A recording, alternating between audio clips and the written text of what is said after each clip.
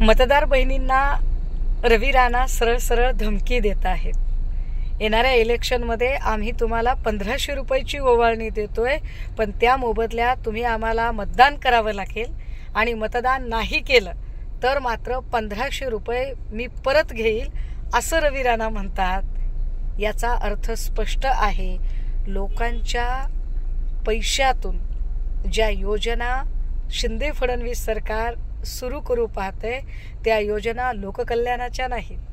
त्या योजना महाराष्ट्रातल्या बहिणींची खरंच काळजी आहे म्हणून नाही, तर महाराष्ट्राच्या बहिणींच्या रूपात फक्त आणि फक्त मतदार बघून मतांवर डोळा ठेवून सरळ सरळ ब्लॅकमेलिंग आणि धमकी करण्याचा हात देण्याचा हा प्रकार आहे की तुम्ही आम्हाला मत द्या तर आम्ही 1500 देतो, मत नाही दिलं तर मात्र 1500 परत घेतो। कुठला भाऊ आपल्या बहिणीला दिलेली ओवाळणी परत घेत असेल बरं? पण ही संस्कृती भाजपावाले दाखवूच शकतात, कारण भाजपावाल्यांना संस्कृतीशी काहीच देणं घेणं नाही।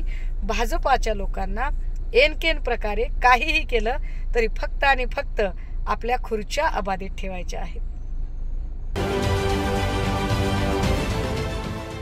देश विदेशातील प्रत्येक घडामोडींचे लाईव्ह अपडेट मिळवण्यासाठी आता साम टीव्हीच्या सर्व सोशल मीडिया प्लॅटफॉर्मला लाईक, फॉलो आणि सबस्क्राईब करा। तसंच सर्व नोटिफिकेशनसाठी बेल आयकॉन प्रेस करायला विसरू नका।